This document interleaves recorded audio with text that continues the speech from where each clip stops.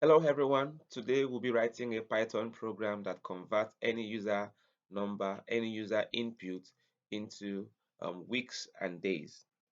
Okay, we'll go straight away to launching our Anaconda and launching our Jupyter notebook. Please, if you are yet to subscribe to this YouTube channel, do well to subscribe. Turn on the notification button so that you can get subsequent notifications for videos that will be posted later on. Okay, now here we go. This is our Jupyter notebook. We're going to come right here, click on new, click on Python 3. Then it's going to give us an environment where we can write the Python program. Okay, I'll go straight away to the num. Num is a variable that is going to hold any of our user input. So I'll say input, which is the keyword in Python to accept values. Input, then in bracket, in quotation, I'm going to pass a message to my user saying, please enter any number to be converted. Okay, now any number being entered here will be stored in num. But mind you that if a number is entered, it's only going to see it as a string value. So the best thing I will do is to convert whatsoever number is imputed into an integer value. So I'm going to type int here, open a bracket, then come here to close the bracket. That means every opening bracket should have a closing bracket. Okay, I'm going to make use of another variable, weeks. Now, of course, we know that 7 days makes 1 week. So whatsoever number is being um, entered is going to be floor divided by 7. Now, floor divisions returned a whole number.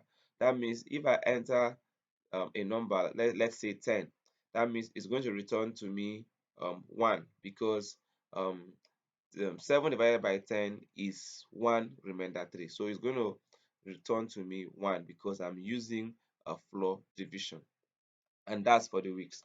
Then for the days, I'm going to make use of days as a variable to be equals to that same number entered.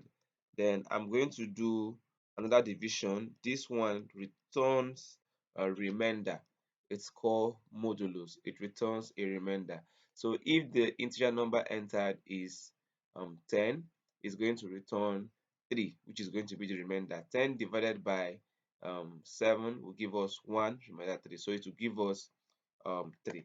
Okay, now I'm going to use the print statement to print my output. Okay, I'm going to say print, and I want to make, okay, print, we're going to have weeks comma days. Okay, so let's go straight away to running the program. Okay, now if we run the program, it say please enter a number to be converted. Let's say we enter 10. 10 should give us 1 day and 3, sorry, 1 week and 3 days. Okay, so I'm gonna click enter. Now you see it's giving us 1 and 3, but it's kind of meaningless because it's not like telling us 1 week, 1 day, or whatever. So let's come back here and introduce some strange constant and see how we're going to make our output to be understandable. Okay, so I'm going to bring in a strange constant here saying we have,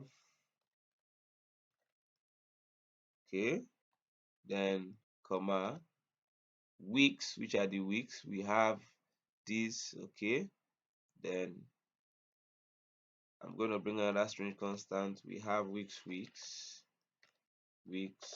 and okay, let me put this in brackets. Okay, then days. Okay, I'm going to bring in a comma here, and I'm also going to come here and put a comma, then also bring a strange constant saying days. Okay, I think we are good to try again. Let's run our program again. Okay, now it's asking us to enter a number.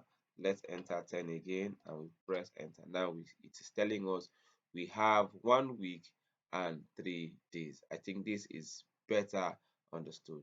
Thank you for watching. Please do it to subscribe and turn on the notification button so that you can get notification about subsequent videos.